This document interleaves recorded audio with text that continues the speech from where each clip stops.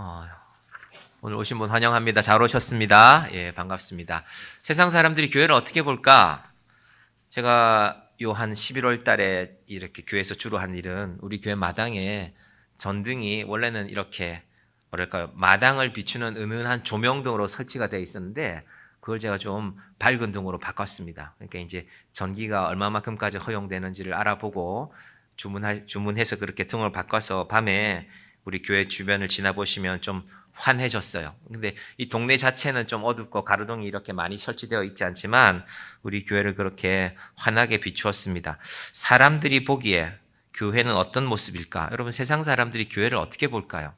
사람들은 자기가 듣는 교회 혹은 자기가 이해하는 교회를 갖고 교회를 바라볼 수밖에 없습니다. 우리 교회도 누군가 보겠죠. 아, 저 교회는 주일날, 이제 세상 사람들 표현으로는 일요일날 사람들이 몇 명쯤 모이는 것 같구나. 그리고 가끔 보니까 주일날 모이면 찬송하는, 노래하는 소리도 들리는 것 같고, 목사라는 사람은 설교를 하는 것 같고, 알고 있겠죠. 아마 이 소리가 어느 정도는 우리 가까이 계신 분들에게는 들릴 것입니다. 혹은 식사를 하는 것 같고, 끝나면 이제 점심 먹고 집에 가는 것 같구나. 그렇게 이해할 것입니다. 그런 모습이 세상에서 본다면, 여러분 세상은 한 조직이나 한 단체가 이 내년 한 해를 준비하기 위해서 얼마나 많이 고민하고 연구합니까? 우리나라의 굴지의 많은 기업들이 내년 한 해를 과연 우리는 뭘로 먹고 살까?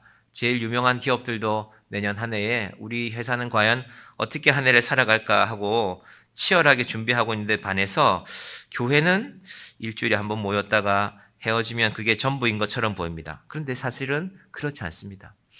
성경을 보시면 우리가 창세기를 보다가 지금 사도신경을 이렇게 몇 주째 하고 있는데요. 하나님께서 처음에 세상을 창조하신 이후에 맨 처음 만드신 공동체는 가정입니다. 창세기 1장에서는 세상을 만드시고 다 보시기에 좋았다고 하셨죠. 하늘을 만드시고 땅을 만드시고 동물들을 만드시고 꽃들을 지으시고 보시기에 참 좋구나라고 하셨던 하나님께서 처음으로 보기에 좋지 않다고 말씀하신 부분이 창세기 2장 18절에 나오는데요. 장로님 한번 띄워주시겠습니까? 창세기 2장 18절에 보시면요. 여호와 하나님이 이르시되 사람이 혼자 사는 것이 좋지 아니하니 내가 그를 위하여 돕는 배필을 지으리라 하시니라. 결혼은 선택이다. 결혼은 자유다. 사람들의 생각은 다양할 수 있지만요. 하나님은 가정을 이루실 것을 계획하셨습니다. 디자인하셨습니다. 그래서 여러분 가정을 이루게 하는 것이 하나님의 계획이고 종교개혁의 제일 중요한 요소가 뭐였냐 하면요. 가톨릭 신부들이 결혼하는 거였습니다. 루터나 혹은 스위스의 쯔빙글이라는 사람들이요. 그 사람들의 인생 기록 가운데요. 몇 월 며칠 날 몇 살에 누구랑 결혼했다라는 것이 아주 중요하게 등장합니다. 로마 교황청에서는 용납할 수 없는 일이죠. 우리가 독신으로 살기로 그렇게 가톨릭에서 법을 정했는데 결혼을 하다니 그분들이 누구랑 주로 결혼하면 수녀님들이랑 주로 결혼했어요. 신부로 계시던 분들이 수녀님들에게 성경을 보면 이게 맞다. 독신이라는 거는 하나님이 정하신 뜻은 아니다라고 해서 그런 제도 가운데 하나입니다. 자, 그런데 이 가정이 하나님께서 가정을 지으시면서 가정에 대한 계획이 있었죠. 한마디로 말하면 사랑이 나누어지는 것이죠. 남편과 아내가, 자녀와 부모님들이, 형제, 자매가, 그리고 그 가정을 통해서 동시에 믿음이 전해지는 것입니다. 그럼 하나님은 가정을 만들면서 야 너희들 모여서 밥 같이 해먹고 잠 같이 자고 물론 그것도 가정의 요소가 맞지만 그런데 가정의 더 중요한 요소는 가정을 통해서 믿음이 전해지는 것입니다. 지금도 이스라엘 사람들은 이 철저한 관념을 갖고 있습니다. 그래서 신앙이 전수되는 것은 가정입니다. 그래서 이스라엘 사람들이 유대인임을 인정할 때는요. 아버지가 유대인이 아닌 경우는 괜찮습니다. 그런데 어머니가 유대인이 아니면 안 됩니다. 어머니가 아이들에게 젖을 물리기 시작하면서부터 유대교 신앙이 전해지기 때문에 철저하게 예를 들면 한국 사람인데 유대인 가정에 입양되어져서 외모는 분명히 동양 사람이에요. 한국 사람이지만 유대인으로 살아가는 사람들이 미국에 꽤 있습니다. 자, 그래서 하나님께서 이렇게 가정을 통하여서 믿음이 전해지기를 원했는데 창세기부터 보면 그렇지 못한 일들이 생겨납니다. 안타까운 일이죠.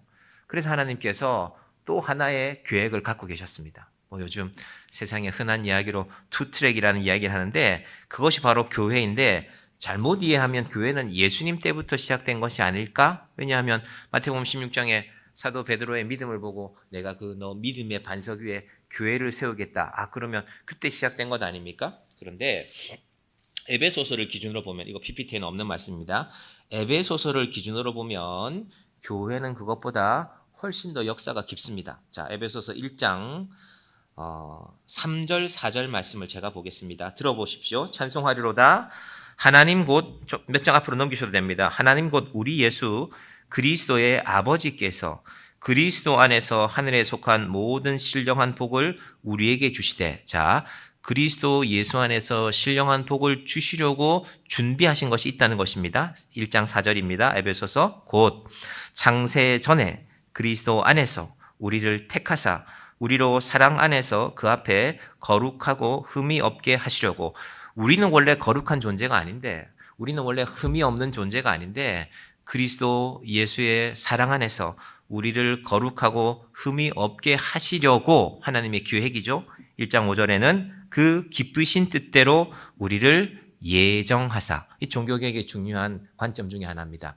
하나님이 우리의 구원을 또 우리의 교회를 예정하셨다는 것입니다. 그러니까 로마 가톨릭이 정한 이런저런 법률로 갖고 이런저런 제도들을 갖고 하나님의 뜻을 제약해서는 막아서는 안 된다 하는 것이 이 종교개혁자들의 일관된 주장입니다. 자, 5절을 계속 보면 그 기쁘신 뜻대로 우리를 예정하사 예수 그리스도로 말미암아 자기의 아들들이 되게 하셨으니. 원래 하나님의 아들은 예수님 한 분뿐이신데 우리를 양자로 삼아주신 거죠. 그 조건은 예수님을 주심으로, 예수님을 내놓음으로. 여러분, 세상에 변치 않는 유일한 법칙 하나는 받는 것이 있으면 주는 것이 있어야 됩니다. 여러분, 누군가가 여러분에게 저 사람 왜 저렇게 인색해 하면 우리를 먼저 돌아볼 필요가 있습니다. 나는 저 사람에게 어떻게 했을까? 하나님께서 우리를 하나님의 자녀로 삼으시기 위해서 하나님의 아들을 십자가에 매다셨습니다. 이 얘기가 에베소 1장 3절, 4절, 5절의 이 말씀이 바로 교회에 관한 말씀입니다. 그래서 하나님께서는 가정은 창세기가 시작되고 나서 하나님께서 아담과 하와를 통해 시작하셨지만 교회는 창세기가 시작하기 전에 4절에 말씀했잖아요. 곧 창세 전에. 그러니까 사람들이 보기에 교회란 정약교회 같으면 이렇게 판넬을 갖고 뭘 만들긴 했는데 좀 시커멓기도 하고 저게 교회가 맞나? 들어가 보니까 안은 좀 보기가 괜찮네.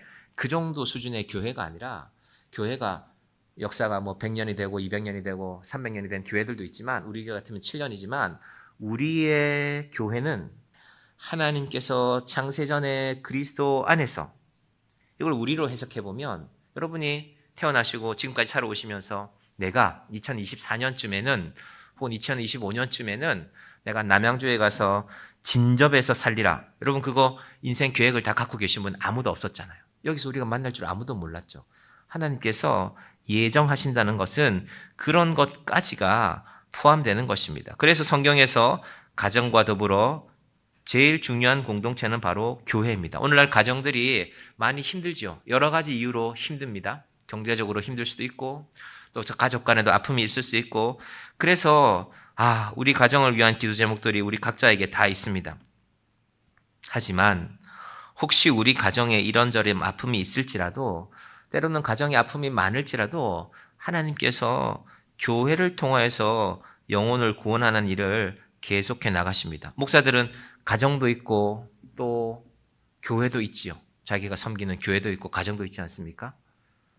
누군가는 그렇게 질문할 수 있습니다. 목사님은 가족이 중요합니까? 교회가 중요합니까? 혹은 질문을 바꾸면 목사님은 가정이 중요합니까? 교인들이 중요합니까? 그렇게 물을 수 있습니다. 여러분, 교회가 첨예한 대립 가운데 서 있으면 그런 질문들이 생겨납니다.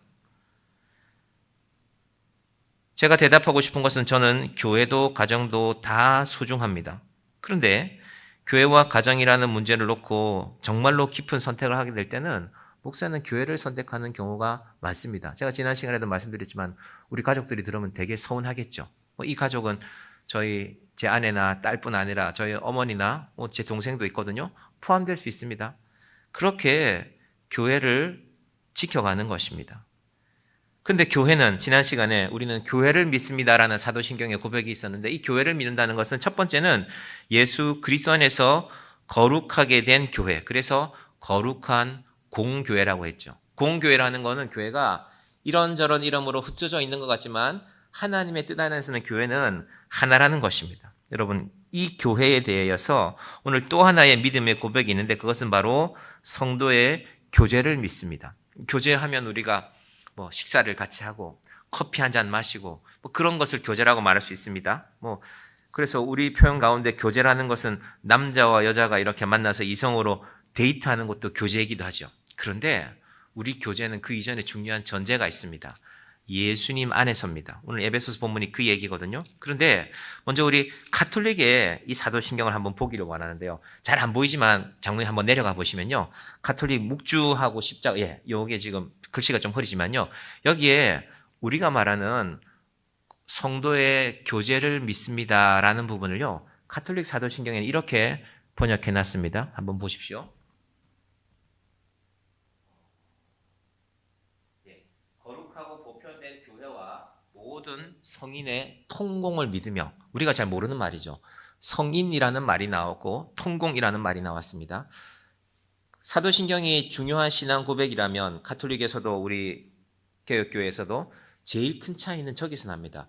거룩한 성인의 통공이 도대체 뭘까? 먼저 가톨릭에서는 성인들이 이렇게 추대됩니다. 이건 하나님이 하신 건 아니고 가톨릭 교회에서, 예를 들면 제일 먼저 가톨릭 교회를 만든 가톨릭 교회의 시작이 사도 베드로라고 보거든요. 그래서 로마에 있는, 바티칸에 있는 그 큰 성당 이름이 성 베드로 성당입니다.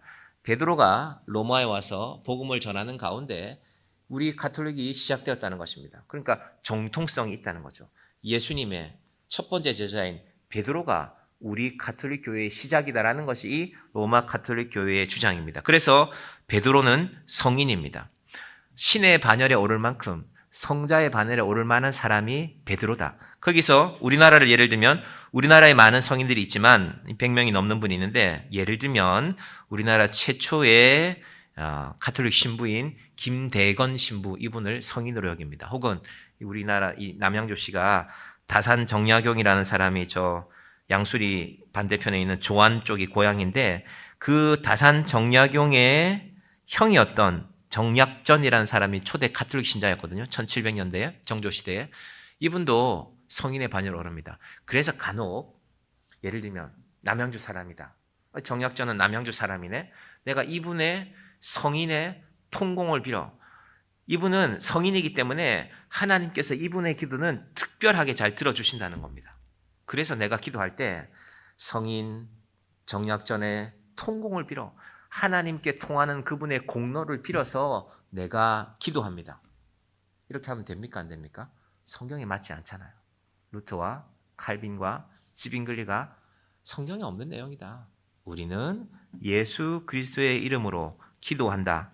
가톨릭과 우리의 제일 큰 차이입니다. 여러분 혹시 가톨릭 성도들을 만나시면 이 정도는 알고 있어야 뭘 얘기를 나눌 수 있지 않겠습니까? 가톨릭도 좋지. 신부님 중에 좋은 사람 많고 가톨릭 신도들도 참 선하게 귀하게 살아가는 분들 많지. 맞습니다. 그러나 믿음의 관점에서는 다르다는 것입니다. 우리의 성도의 교제는요, 예수님과의 관계가 먼저입니다. 그래서 오늘 본문에 예수님을 뭐라고 부르고 있냐면요, 에베소서 4장 15절을 보시면요, 에베소서 4장 15절에 보시면 오직 사랑 안에서 참된 것을 하여 범사에 그에게까지 자랄지라 그는 머리니 곧 그리스도라. 우리가 갑자기 교통사고를 당해서 앰뷸런스에 실려서 병원에 가면 응급실을 지키는 의사 선생님들이 제일 먼저 확인합니다. 호흡이 있는지, 그 다음에는 뇌의 기능들을 봅니다. 출혈은 없는지, 사진을 찍어보고 뇌 손상은 없는지. 왜냐하면 뇌 손상이 생기면 호흡을 보는 중요한 이유도 호흡을 멈추고, 제 기억으로는 4분인데요. 4분 동안 온전한 호흡이 뇌에 전달되지 않으면, 혈액에 전달되지 않으면 뇌 기능에 이상이 생기거든요. 그래서 호흡과 뇌 기능을 동시에 보는 것입니다. 이 뇌라는 것이 눈과도 신경이 연결되어 있고 입도 귀도 다 이렇게 머리에 이렇게 존재하고 있지 않습니까? 예수님이 교회의 머리라는 것입니다. 여러분, 제가 정의한교회 머리가 아닙니다. 저는 한번 말씀드렸잖아요. 목사는 그럼 몸에서 어딜까? 목이다, 목. 예수님의 머리하고. 이건 신학교에서 배운 건 아닙니다. 어떤 목사님 말씀하시는 걸 들어보니까 제가 맞더라는 얘기입니다. 몸인 성도들을 연결하니까 목사는 목이지 않겠느냐. 그럼 목이 해야 될 제일 중요한 역할은 뭡니까? 머리를 받치고 있어야죠. 그래서 제가 목이 뻐근해요, 항상. 저희 아이한테도 오늘 아침에도 일어나서 목을 좀 밟아라. 아빠 어깨가 뻐근하니까. 그러고 나왔습니다. 자, 예수님이 우리의 머리라는 것이 성도의 시작입니다. 그래서 여러분, 우리가 무엇을 하든지 예수님이 우리 속에 있어야 우리의 믿음이 시작되는 것입니다. 마태복음 10장에는 32절에는 이렇게 말씀했거든요. 장로님 보이시면 띄워주시면 됩니다. 제가 읽어볼게요. 누구든지 사람 앞에서 나를 시인하면 나도 하늘에 계신 내 아버지 앞에서 그를 시인할 것이요. 그럼 우리의 한 주간의 삶은 무엇일까? 우리가 오늘 예배드리고 흩어질 거잖아요. 내일부터는 여러분 각자 직장에 가서 일하실 것이죠. 내가 예수님을 시인하는가? 물론 그 예수님을 시인하는 것이 주 예수를 믿으라 그리하면 너와 내 집이 구원을 받으라. 예, 그런 것도 좋습니다. 그러나 우리 삶을 보면 드러납니다. 우리가 중요한 결정을 할 때. 내가 이런 결정하면 내가 손해 볼 수도 있는데 내가 예수님을 믿기 때문에 이런 결정을 내려야 되겠다. 저희 교회 지을 때 와서 일하신 분들 중에도 예수 믿는 분들 중에도 예수 믿는 분들이 가끔 계셨어요. 그럼 일하는 게 좀 차이가 나요.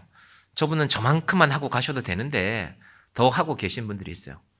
그렇다고 우리가 돈을 더 줄 수 있는 것도 아니에요. 돈은 제가 주는 게 아니었잖아요. 우리는 회사에 일하는 회사에 다 돈을 맡겼으니까 그분들이 주는 건데 제가 말했어요. 아니 그렇게 일하신다고 제가 돈을 더 드릴 수는 없습니다라고 그렇게도 말한 적이 있습니다. 근데 그분이 마지막에 한 말씀 하셔서 집에 가시면서 괜찮습니다 목사님, 제가 평생에 교회 짓는 현장에서 일할 날이 많지 않을 건데 오늘 저는 기분 좋게 갑니다.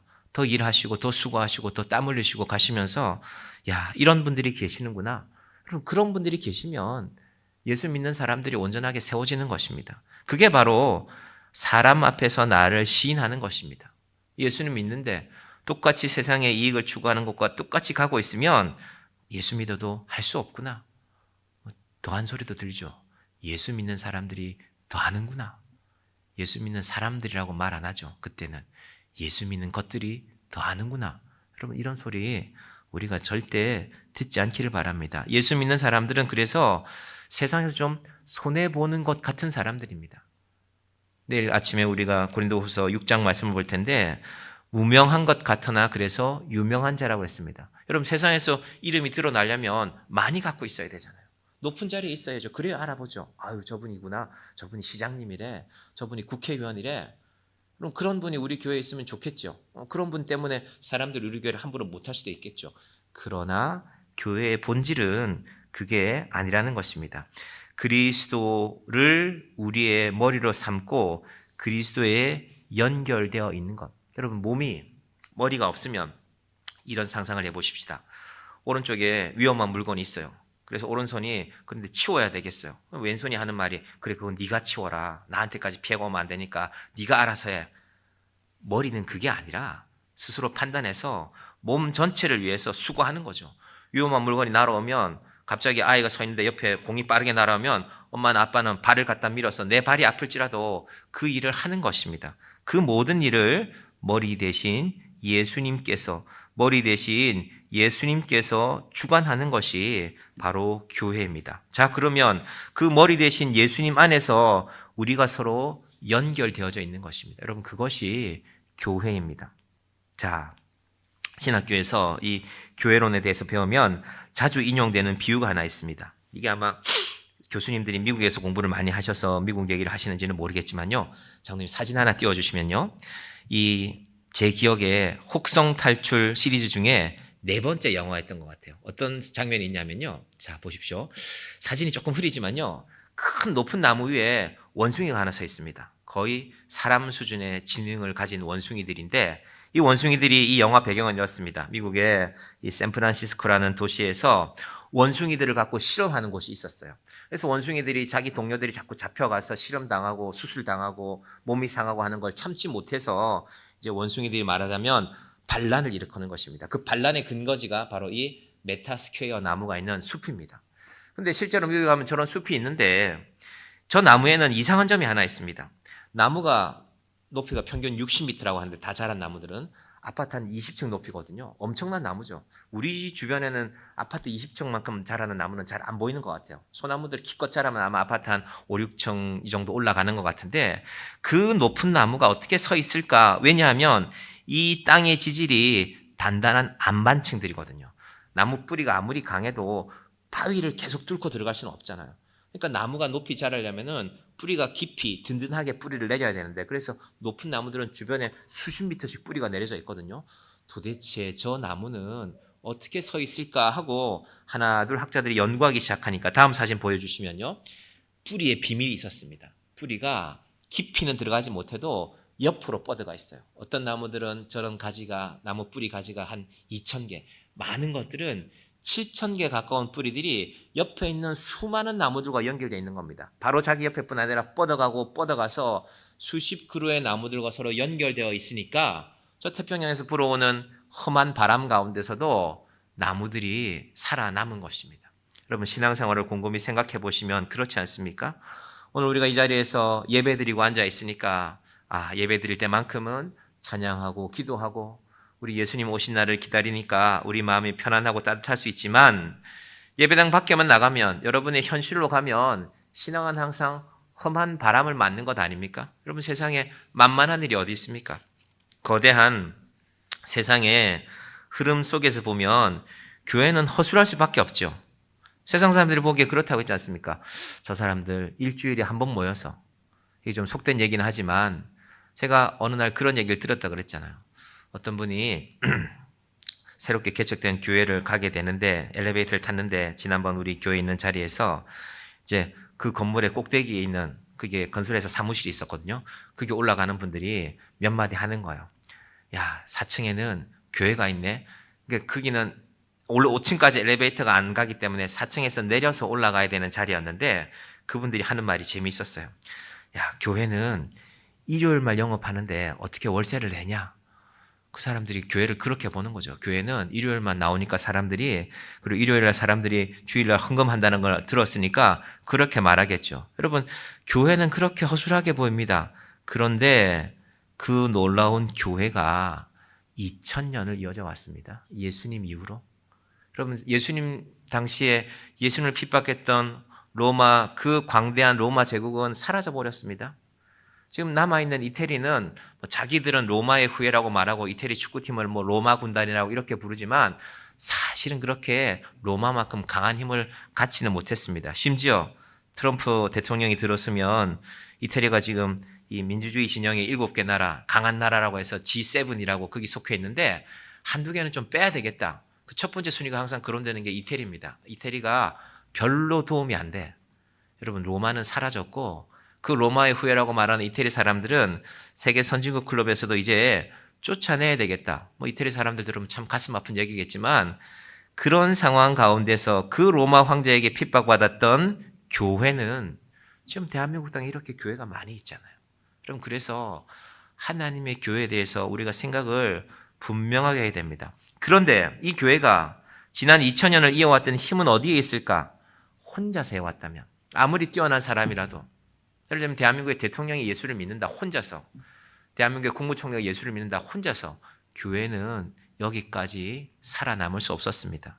예수님의 비밀은 예수 그리스도를 머리로 하고 오늘 본문 15절처럼 사랑 안에서 참된 것을 하여 이 참된 것이 세상에 보기에는 미련합니다. 여러분 세상에서 진실한 것이 얼마나 미련한 것입니까? 여러분 진실하게 살면 미련한 대우 받지 않습니까? 회사에서 공돈이 생겼는데 다른 사람들은 다 좋아하고 주문해 놓는데 이건 내가 가지면 안 될 것 같아. 이건 내가 회사에 반납해야 될 것 같아. 그러면 여러분 회사 사람들이 뭐라 그럽니까? 저 미련한 놈이라고 말하지 않습니까? 여러분 참된 것은 세상에서 미련한 것입니다. 그런데 교회의 비밀은 어디 있느냐? 사랑 안에서 참된 것을 하여 범사에 그에게까지 자랄지라. 예수 그리스도에게까지. 지금 우리는 아직 예수님만큼 자란 상황은 안 되지만 범사에 참된 것을 하고 자라나게 되는데 어디까지 자라나느냐? 예수 그리스도만큼. 이때 예수 그리스도만큼은 그분의 사랑을 닮아가고 그분의 은혜를 닮아가고 그분의 능력을 닮아가는 것입니다. 여러분, 교회는 그런 곳입니다. 마귀가 한 사람은 무너뜨려도 함께 기도하고 있는 자들이 있는 교회는 무너뜨리지 못합니다. 여러분, 그래서 기도하라고 하시는 것입니다. 요즘은 교회가 다양한 모습이기 때문에 새벽에 모이지 않는 교회들도 많습니다. 우리 주변에도 보니까 새벽기도 안 하는 교회들이 꽤 있더라고요. 한편으로는 새벽기도 안 하면 참 좋겠다. 저도 그 생각합니다. 저도 생각이 있으니까 그래, 새벽에 푹 자면 좋지. 그런데 저는 비교적 편하게 하고 있지만 그럼에도 불구하고 교회가 기도하자면, 여러분 새벽에 하는 우리가 언제 하겠습니까? 낮에, 밤에?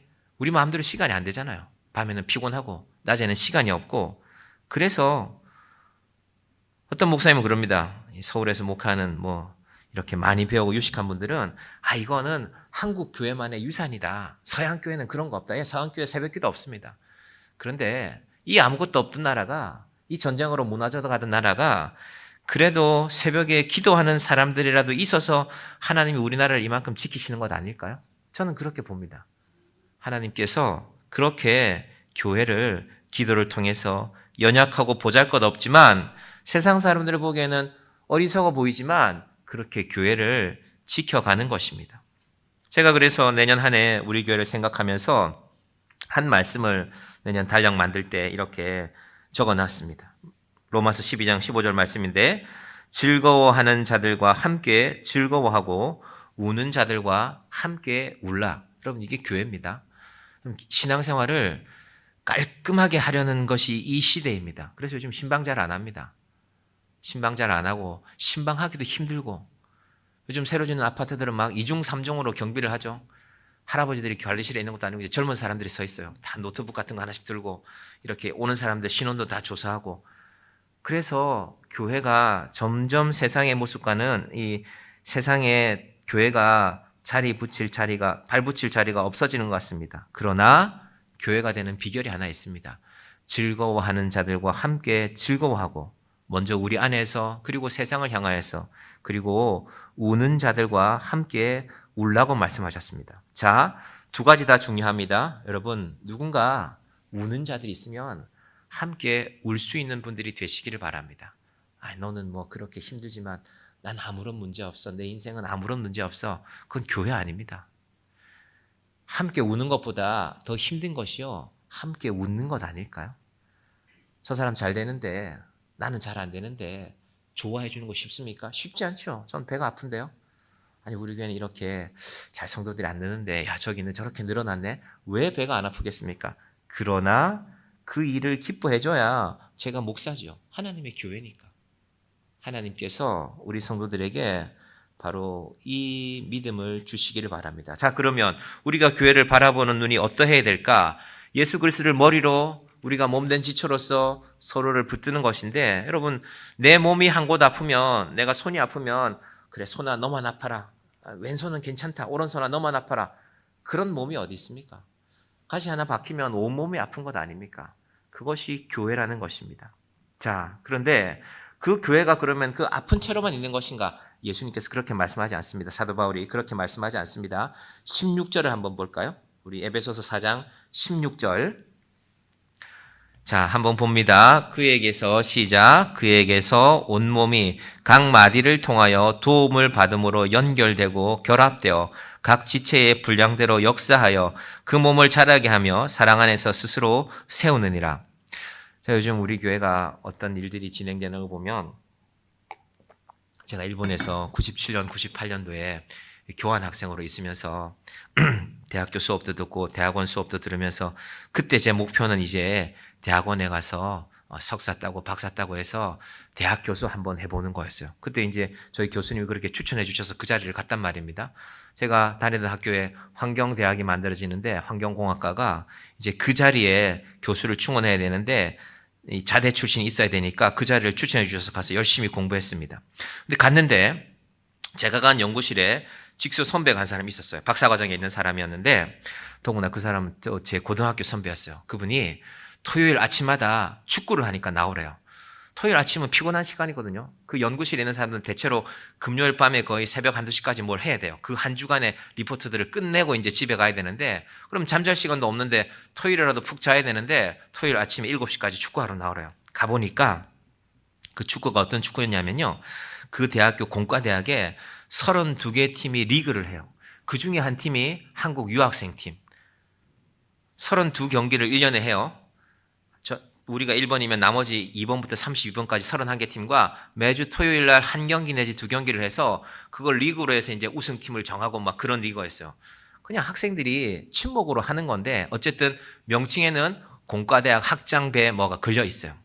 문제는 그 31경기가 전부 다 한일전이라는 겁니다. 우리만 한국팀이잖아. 나머지는 다 일본 대학생이거든요. 그러니까 시작은 어떻게 됐는지 모르겠는데 30년이 됐대요. 제1교포들이 먼저 시작했다가 제1교포들이 1960년대 일본에서 올림픽 하면서부터 많이 기화를 해버렸거든요. 그걸 이제 한국 유학생이 받은 거예요. 받아서 한일전은 또 칠 수가 없잖아요. 문제는 축구는 11명이 해야 되는데 11명이 잘 안 돼요. 10명이 될 때도 있고 9명이 될 때도 있고 9명 미만이면 8명부터는 이제 기권패예요. 8명하고 11명이 할 수는 없잖아요. 근데 9명까지는 봐줘요. 그럼 이제 9명이라도 맞추는데 제가 보통 9번째 선수가 되는 거죠. 그 일본 대학생들은 20대 초반의 선수들도 많거든요. 학부 다니는 친구들이. 그러니까 잘 안 되죠. 뭐 우리가 특별히 뛰어난 선수가 있는 것도 아니고 뭐 2대0, 3대0, 어떤 날은 8대0으로 진 날도 있었는데 그래도 중요한 것은 그 경기를 하고 나면 뿌듯해요. 뭐 대한민국 정부가 우리한테 국가대표 칭호를 붙여준 것도 아니지만 우리는 어쨌든 매주 한일전하고 어쩌다가 비기거나 어쩌다가 이기면 정말 기분이 좋아요. 제가 요즘 우리 교회에서 일하다 보면 마음이 그렇습니다. 어제 우리 오후에 성탄 장식할 때 이거 뭘 다는 거 조금 높이 올라가서 하는데 제가 작년에 혼자 사다 보니까 의자에서 내려왔다가 올라갔다가 그랬는데 어제는 집사님하고 권사님들이 몇 분 오셔서 제가 가는 데마다 막 의자를 밀어줬어요. 마치 제가 무리를 걷는 예수님 된 것처럼 제가 위에서 일을 하는데 막 웃음이 났어요. 야, 내가 무리를 걷는 예수님도 아닌데 여러분 아무것도 아닌 것 같지만 곁에서 누가 붙들어주면 16절 보십시오. 그에게서 온몸이 각 마디를 통하여 도움을 받음으로 우리 교회가 그 의미를 아는 교회가 되기를 바랍니다. 대단한 거 안 해도 됩니다. 예배 시간에 한 자리에 앉아주는 거 중요합니다. 제가 10월 달에 몇 주 전 금요일 날 사실 금요일은 주말 준비해서 피곤한 날인데 저희와 같은 날 시작한 교회가 있어요. 양주에. 그 목사님이 금요일 밤인데 성악가들을 모셔서 찬양도 하고 가곡도 부르고 그런 지역 주민을 위한 잔치를 한대요. 근데 제가 들어보니까 준비가 잘 안 돼 있어요. 정말 몇 명 안 앉아 있을 것 같아요. 꽤 괜찮은 성악가들이 왔단 말입니다. 그래서 제가 피곤하지만 아내하고 아이를 데리고 갔어요. 그날 찬양하시는 분들은 피아노 반주자까지 5명인데요. 교인들이 8명 앉아 있더라고요. 와, 우리가 안 갔으면 큰일 날 뻔했다. 그 귀한 분들, 사모님이 이 서울의 정신여고를 졸업하셨는데 그때 정신여고 합창단에서 함께했던 친구들이 오신 거예요. 보니까 프로필들이 쟁쟁하시더라고요. 막 서울에 있는 대학교 교수들도 계시고. 저는 그래서 그 마음을 알기 때문에 가는 겁니다. 아, 이분이 아무래도 오늘 밤에 사람이 없을 것 같다. 그 교인은 주로 젊은 사람들이거든요. 금요일 밤을 불금으로 보내야 된단 말이에요. 젊은 사람들은 뭐 어디를 가서 놀러를 가든지 그렇게 사는 스타일을 알기 때문에 제가 가서 그 자리 몇 개를 채웠습니다. 그 목사님이 제가 황송할 정도로 고마워하시더라고요. 그 자리 3개 채워주었다고. 여러분, 교회는 그렇게 세워져 가는 것입니다. 차 타고 달려가서 앉아서 저희야 뭐 좋은 찬양 듣고 노래 들으니까 좋았죠. 저희한테도 좋았고. 여러분, 교회는 자기의 분량이 있습니다. 이 분량이요. 13절에 보시겠습니까? 자, 13절 한번 띄워주시면요. 우리가 다 하나님의 아들을 믿는 것과 아는 일에 하나가 되어 온전한 사람을 이루어 그리스도의 장성한 분량이 충만한 데까지 이르리니. 우리 지금 빈자리가 많잖아요. 그럼 우리 기준에는 우리는 빈자리가 너무 많아 라고 생각할지 모르겠지만 장성한 분량, 이 분량이 메저라는 단어인데요. 자라는 뜻입니다. 자, 그 자의 주인은 누군가? 하나님입니다. 그럼 우리가 교회와 교회를 비교하기도 하고 교회 안에서도 우리가 서로 비교하죠. 여러분, 인간의 본질은요, 자랑하는 겁니다. 그 자랑은 한마디로 말하면 그래도 내가 못났지만 항상 겸손한 척하죠, 사람들이. 그렇지만 너보다는 낫다. 저도 제 마음에 그런 생각할 때 있습니다. 내 목회가 시원찮지만 그래도 당신 목회하는 것보다는 내 목회가 낫지 않을까? 얼마나 교만한 일입니까? 그런데 이 기준이 우리가 아닙니다. 사람이 아닙니다. 자, 13절 잘 보시면 하나님의 아들을 믿는 것과 아는 일에 하나가 되어 온전한 사람을 이루어. 우리가 온전하면 어떻게 이룹니까? 하나님이 이루시는 것이지. 장성한 분량이 충만한 데까지 이르리니, 장성한 분량, 이 자를 갖고 계시는 분은요, 하나님입니다. 하나님이 우리의 마음을 아신다는 것입니다. 하나님이 우리의 중심을 아신다는 것입니다. 그리고 그 하나님의 우리의 믿음을 재는 그 기준이 바로 사랑이라는 것입니다. 그래서 15절에도 오직 사랑 안에서, 16절 마지막에도 사랑 안에서 스스로 세우느니라. 여러분, 교회가 대단한 오케스트라가 있을 수도 있죠. 부러워요. 야, 이 교회는 악기가 이런 악기가 나는구나. 교회가 음악을 잘 하도록 많은 시설을 할 수도 있습니다. 요즘 교회들 보면 막 뒤에다가 극장처럼 스크린을 해놓은 교회도 있어요. 우리 그런 거 없어도 괜찮습니다.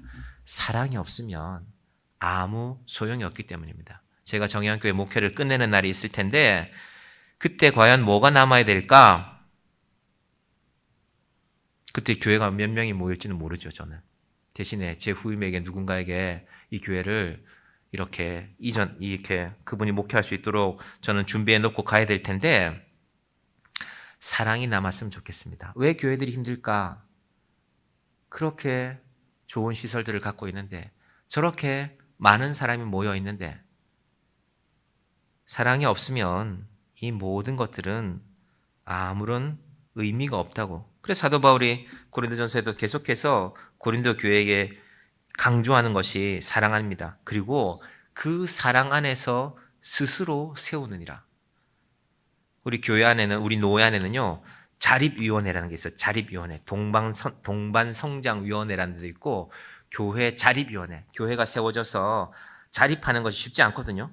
이제 11월 말로 우리 교회도 1년 이렇게 결산을 끝이 났는데, 감사하게 또 한 해가 잘 지나갔습니다. 이제 작년과 다른 점은 제가 장로님들하고 상의하기를 우리가 1월에 노회에 우리 교회 재정 보고를 해야 되기 때문에 그래서 작년 12월부터 올 11월까지를 지난 주일까지를 우리 교회 1년 결산 기간으로 삼아서 그렇게 이제 우리가 노회에 보고도 하게 될 것입니다. 중요한 것은 우리의 상황이 다른 상황이나 다른 교회가 보기에는 빈약해 보일 수도 있지만 사랑이 분명하면 지금 우리 교회는 외부에서 헌금해 주시는 분들도 여러분 계시거든요.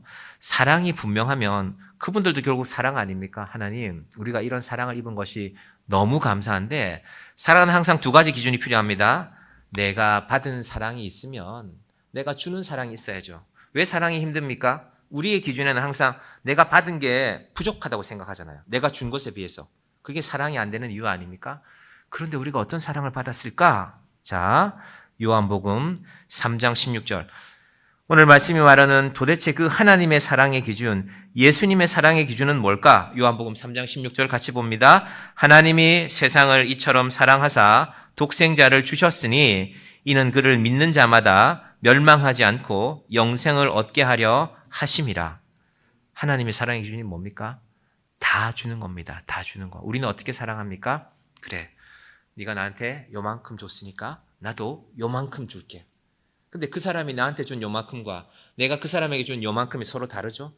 나는 요만큼 줘놓고 요만큼이라고 생각하고 나는 요만큼 받았는데 우리는 요만큼이라고 생각하지 않습니까? 그래서 하나님이 사랑의 기준을 분명하게 제시해버렸습니다. 다 줄게. 아들을 줬으면 다 주는 것 아닙니까? 그러면 교회는 그 사랑 안에 서 있는 것입니다. 이게 없으면 우리 모일 필요 없습니다. 그 사랑에 대한 내 확신이 없으면 그럼 우리는 계산밖에 할 수 없죠. 왜 세상이 힘듭니까? 계산하니까 힘들죠. 항상 계산하는데 항상 모자라잖아요. 그러면 세상 사람들 항상 계산하지 않습니까? 얼마나 철저하게 계산합니까? 그런데 항상 부족하죠. 여러분, 충만한 것은 하나님 안에만 있습니다. 오늘 본문 잘 보십시오.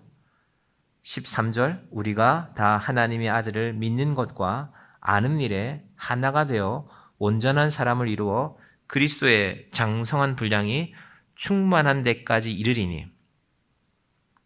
여러분, 돈을 얼만큼 버시면 만족하십니까? 충분합니다. 나는 이만큼 있으니까. 저는 그런 사람 못 봤습니다. 10억 가진 사람은 그래도 20억쯤 있어야죠. 요즘 물가가 얼마나 비싼데. 50억 가진 사람은 그래도 제가 100억 클럽은 한번 가입해 보고 싶습니다. 뭐 기업들은 1조 클럽이라는 말도 있지 않습니까? 매출이 1조가 넘는 회사들끼리 모이는 그런 모임도 있는 것 같습니다. 여러분, 세상은 절대 만족하지 않습니다. 하나님이 주신 것만 충만합니다. 여러분, 교회가 그 안에 있는 것입니다. 우리 교회가 오늘도 우리가 점심 때 맛있는 거 먹을 것입니다. 맛있는 거 드시면서 그리스도의 사랑이라고 생각하지 못하면 뭐 좀 더 좋은 거 없나? 그럼 우리가 하나님이 주시는 것 안에서 충만을 누리는 사람들이 되기를 바랍니다. 특별히 우리 내년에는 우리 여자분들이 먼저 시작하겠지만 소그룹으로 모이려고 준비합니다. 섬김이들이 소그룹을 섬길 분들을 제가 먼저 함께 만날 것입니다. 여러분, 잘 안 맞죠? 사람이 같이 모이는데 뭐가 잘 맞습니까? 우리가 어린애도 아니고. 저희 애는 10살인데 여전히 눈 오는 날이 행복한가 봐요. 오늘 눈싸움 해야 된다고 눈만 와도 좋아하는데 우리는 눈 오면 싫어하고 귀찮아하잖아요. 이놈의 눈이 또 오네라고 말하는데 우리가 이미 어린 시절에 그 마음을 잃어버렸거든요. 20, 30, 40, 40, 50, 60, 70, 80. 여러분, 이 나이에 우리가 누구를 만나서 그렇게 좋아하겠습니까? 그런데 교회는 하나님이 나한테 뭘 주셨는지를 아는 사람이 만나는 것입니다. 여러분, 함께 살아야 가족이 아닙니다. 은혜에 대한, 감사함에 대한 기억이 남아있으면 그게 교회입니다. 저희 아버지 장례식이 다 끝나고 저희 아버지가 58세에 돌아가셨단 말이에요. 비교적 일찍 돌아가셨는데 장례식이 다 끝났는데 제가 3일째 되는 아침에 뭐 신고할 거 다 신고하고 대충 정리하고 이제 저 올라갑니다 하고 서울로 올라오려고 준비를 하고 있는데 전화가 왔어요. 내가 당신 아버지 산소에 꼭 가봐야 되는 사람이다 라고 그렇게 말해요. 근데 저 올라갈 수가 없잖아요. 저희 아버지 촌수로 따지면은 6촌, 이종 6촌 되시는 분이었어요. 저희 아버지보다 2살 작다고 했는데 6.25 전쟁 났을 때 부산에서 저희 할아버지 집이 방 한 칸에 사셨거든요. 그때 초등학교 선생님 할 때 22명이 한 방에 잤어요. 그 중에 한 명. 그리고 식사는 하루 2끼 먹는데 아침 먹고 점심은 각자 알아서 해결하고 어디 가서 뭘 얻어먹든지 그리고 저녁 한번 먹는데 늘 배가 고팠대요. 이분은 부모님이 돌아가셨거든요. 부모님 돌아가시고 어떻게 연결이 돼서 다른 친척들 손에 이끌려서 부산에 있는 저희 아버지 집까지 온 겁니다. 그러면 다 아무도 자기 배부르게 줄 사람이 없는데 그때 미군들이 주는 밀가루도 수제비 써먹을 때 그 수제비 자기는 몇 개만 더 줬으면 좋겠는데 여러분 22명이 밥그릇을 들고 있는데 누구를 더 많이 줄 수 있겠습니까? 다 부족하죠. 아무리 많이 받아와도. 근데 저희 아버지가 꼭 수제비 몇 개를 남겨서 자기 그릇에 부어줬대요. 그 생각이 나서 찾아왔다고. 살아있을 때는 서로 연락도 못 하다가 지금이라도 왔다고 내가 당신 아버지 산소에 꼭 가봐야 되니까. 그래서 그분이 그 무덤에 앉아서 한참을 울먹울먹 하시더라고요. 제 마음에 야, 아들보다 낫다. 저는 그만큼 슬퍼하지 않았던 것 같은데 저분 우리 아버지를 아들보다 더 그 죽음을 슬퍼하는구나. 그러면 교회는 부담스러운 사람도 있고 같이 하고 싶지 않은 사람을 만날 수도 있죠. 그런데 그 사람조차 예수님께서 피 흘려 구원하신 하나님께서 우리에게 붙여주신 사람들입니다. 나도 못나고 너도 부족하지만 저 나무처럼 메타스퀘어 나무처럼 예수님 안에서 서로 얽혀서 그렇게 붙들고 살아가는 것이 바로 교회입니다. 여러분, 그래서 교회는 잘난 사람들이 교회에 있으면 도움이 될 수도 있겠죠. 우리 교회 이런 사람이 있어. 우리 교회 되게 유명한 사람이 있어. 우리 교회 연예인이 있어. 그것도 좋습니다. 그런데 교회는 그렇게 채워지는 것이 아니라 우리의 부족함을 그리스도의 사랑 안에서 서로 채워가며 장성한 분량이 충만한 데까지 이르는 것이 교회입니다. 여러분, 그 교회를 세워가기를 바랍니다. 여러분 인생에 그 교회가 우리를 통하여서 여러분을 통하여서 이 땅에 세워지기를 주님의 이름으로 간절히 축원드립니다. 기도하겠습니다. 하나님 감사합니다. 오늘 우리는 성도의 교제를 믿습니다라는 사도신경의 한 고백을 함께 살펴보았습니다. 하나님, 교회는 예수 그리스도 안에서 주님의 믿음을 본받는 자들이 모이는 곳입니다. 내가 잘나서, 내가 대단해서, 내가 큰 업적을 가져서 모인 것이 아니라 예수 그리스도를 우리의 머리로 삼고 그분의 사랑 안에서 우리의 믿음이 장성하고 충만한 분량에 이르기까지 서로 사랑하며 살아가는 정의한 교회가 되게 하여 주시옵소서. 우리가 나이가 들어서 서로를 만났는데 뭐가 서로 맞겠습니까? 맞지 않는 것도 많을 것입니다. 그러나 하나님은 우리를 사랑하실 때 다 주시는 사랑을 하였습니다. 우리는 그것을 다 받은 사람입니다. 다 받고도 나는 받은 것이 없습니다 하는 모렴치한 사람들 되지 않게 하여 주시옵소서. 하나님, 내가 받을 자격이 없는데 그 많은 사랑 받았으니 나도 이제 조그만 사랑이라도 나눠주는 사람이 되게 하여 주시옵소서. 하나님, 이 시대가 깔끔한 것을 좋아합니다. 나는 예배만 딱 참석하고 집에 가겠습니다. 하나님, 그러나 우리의 믿음은 그것으로 완성될 수가 없습니다. 우리의 연약함을 알게 서로를 품고 서로를 안고 서로를 위로하고, 저 미국 태평양 연안에 있는 저 나무들이 수십 미터 자라기까지 그 나무들이 서로 뿌리가 얽히고 설켜서 때로는 귀찮을 수도 있을 것입니다. 나 혼자만 서 있을 거야라고 말할 수도 있을 것입니다. 그러나 하나님께서 성도를 그렇게 부르지 않으셨습니다. 하나님, 우리가 한 사람의 인생을 다 간섭할 수는 없습니다. 그러나 한 사람을 위하여서 기도해 주는 사람들이 되게 하여 주시옵소서. 우리가 한 사람의 인생을 책임질 수도 없습니다.